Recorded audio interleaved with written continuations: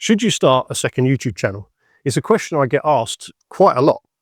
And having now done it myself, I thought I'm in a good position to maybe help you to decide if it's something that you should be doing. So I'll give you a bit of context. I started this channel almost a year ago. It was monetized after 10 months. And what I did was I built the channel on the basis that I would just build a channel and share what I learned along the way.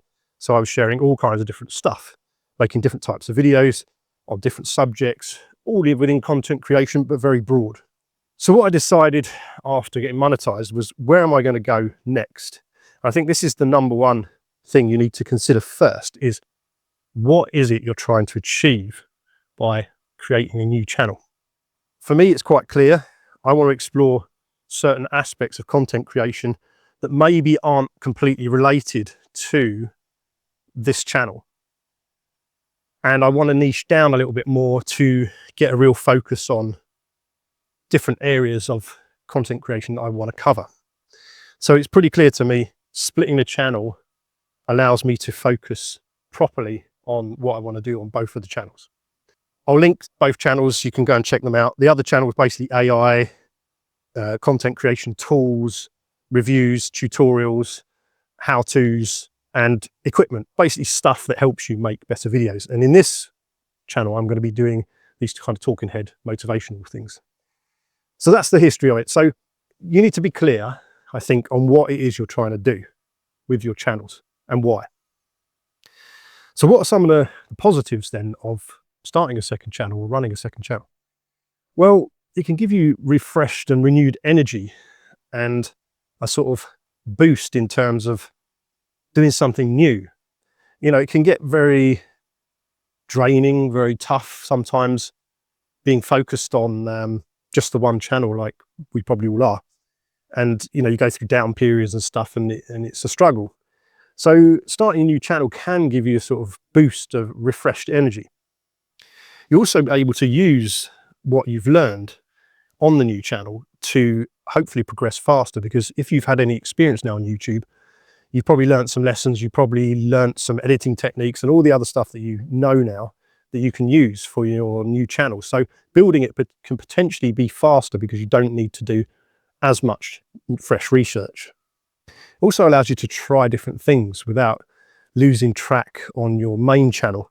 You can test out different ideas, different video formats, all kinds of other stuff with less worry about ruining your already hopefully successful channel. And what you can do as well is you can cross-contaminate between your current channel and your new channel. One channel can feed potentially some viewers to the other, because there's a good chance that, especially if you have somewhat related niches, that people will enjoy both channels. Not everybody, but some people. So you can actually get a boost that way too and leverage your current audience.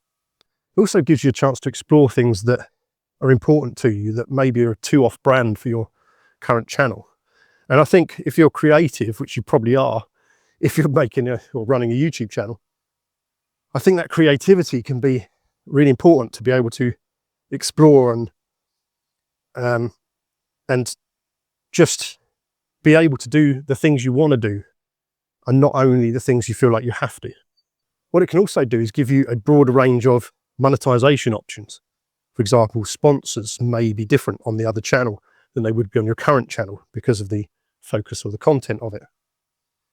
And also, of course, when we talk about monetization, things like CPM, the cost per milli, which is the advertising rate basically that YouTube gets, that they pay you per 1,000 views, it can be vastly different on different channels if you're really going, you know, totally different niche. So in that sense, then one channel can potentially carry the other. If you're both monetized on both and you're having a, say, down period on one channel, you can then rely maybe to be topped up by the other channel's income. And sometimes it can just give you a much better focus, much clearer thinking about what it is you're trying to do, and really allow you to go very specific into what you're trying to do on a certain channel. Because you might have this urge to try something out, and then you're worried that that's going to ruin what you're already doing. But that can just disappear really when you have two channels, because you have that ability now to to test without the worry of destroying what you've already built. I think it's also important to realize that it can make you a much more rounded creator, because there are a lot of skills that can be required on one channel but aren't required on another. For example, right now, if I edit this video, I pretty much maybe need to cut out a few mistakes or shave off some of the bits that aren't relevant or that I've repeated myself. But other than that, that's pretty much the editing. But if you're talking about a review channel like my other one, or something where you're showcasing products, you need to do a very, very different editing tasks to actually make that video what it needs to be. And I think that's something that's really worth considering, is that you can learn a lot of new skills by doing a channel and become a much more well-rounded creator. It can also make your portfolio look good in the eyes of sponsors, because you're covering a wide range of stuff and you're successful in both, hopefully. Then that can really give sponsors a good sort of confident feeling that you are a creator that they want to work with.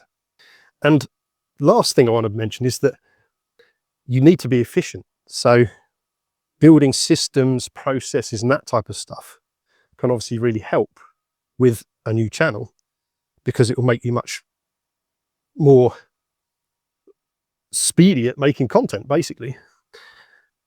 And so being encouraged, I guess, or forced to develop your systems is just going to be an overall positive for both of your channels. Now let's talk about the downsides, because there's quite a few too. The first and most obvious one is energy and focus, right? You're going to split your time between two channels and your energy. It can be quite draining doing one channel. So doing two, yeah, it's not going to be easy. And what that can then lead to is obviously drop in quality potentially, because you are splitting everything over the two channels and both of them just end up being subpar. It just got a fly right in my eye. That's subpar too. Now all of that can obviously lead to burnout and quitting, because it becomes too difficult to do this. And it also requires you to sort of split your focus in terms of switching from one mindset to another between the type of videos you're doing. And that can also be very difficult for some people, to get out of one mindset into another, because the channels can be very different and therefore they can be very difficult to sort of transition, switch persona, if you want, between both the channels. Now, one thing you might do is that you might become biased towards a certain channel. If you're enjoying one channel more than the other, you might decide to quit one that's successful because you're enjoying the other one more, or worse even, because you are seeing the growth on one of the channels and you're not seeing the progress so much on the other one at that particular time. And then you get persuaded that one of them's more successful or better than the other. And maybe you quit one that's just in a down period and it was about to take off. So you can become quite biased, I think, when you do two channels, and you need to be objective and fair to yourself and your channels, and split your time equally and properly between the two.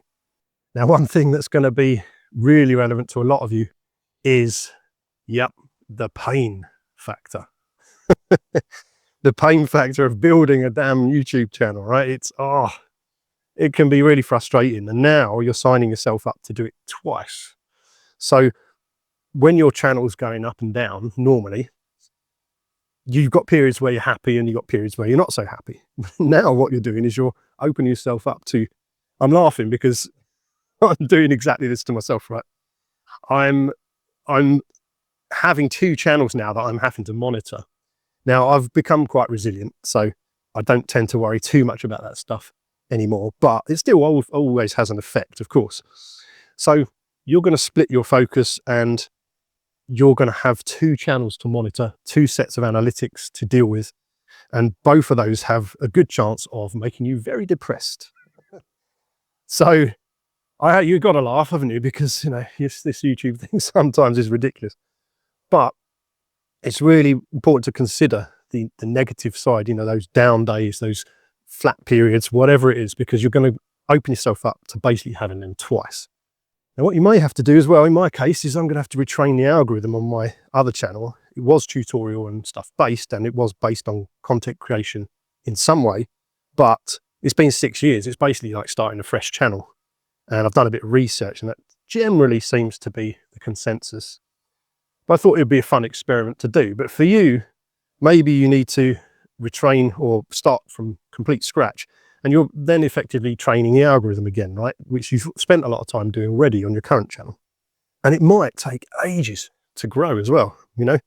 Just because you are more experienced and maybe better at making videos and all that stuff doesn't mean that that's going to make everything quick. Because I've said this before, I'll say it again, part of this whole game is your skills, and part of it is just down to stuff like luck, trends, and all sorts of other stuff that, you know, you can't necessarily control. You can influence it and have a better chance, but there's some stuff you just can't understand and control.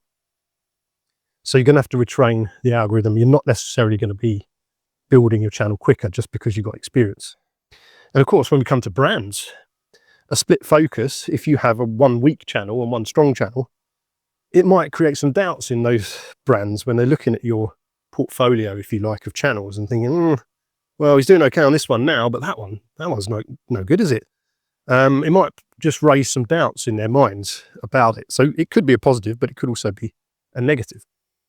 And you can feel guilty, you know, if you're spending a lot of time on one channel and you're neglecting the other one, or you feel like you are, it's that sense of guilt, you know, you're struggling through what you need to do, where you should focus. And again, creating procrastination, doubts, and, you know, doubting everything you're doing and losing sort of self-confidence in your whole plan. And another thing that maybe you haven't considered, especially if you do it like I'm doing it, where I publicly announced I'm starting a second channel and that I'm going to be sharing the journey of it, you've got public accountability, right? Now I've been through that on this channel already, so that's not so much a problem for me. But if it's something new to you, you might be worried about, you know, what people are going to think or how people are going to perceive you or whatever it is, and feel that you have accountability for, you know, I need to make this work. I need to prove I can do it.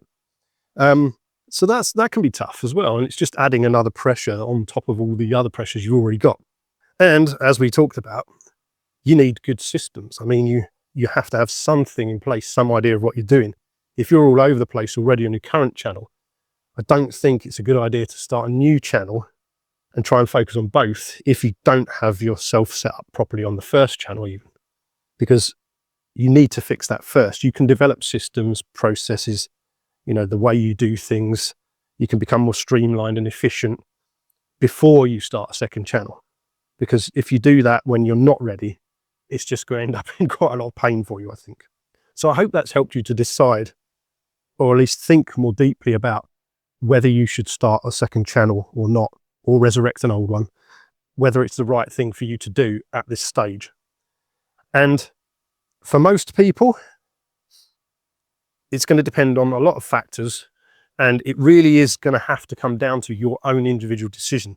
All I can do is give you the thoughts that I've had and things I've considered that maybe help you. But ultimately, you have to decide for yourself whether it's good for you. And I think that's the case with a lot of stuff on YouTube.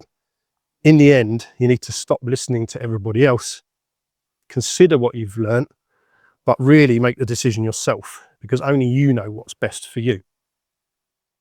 If you want to follow along with my journey of building a second channel towards monetization, then I'll link it down in the description and hopefully see you over there.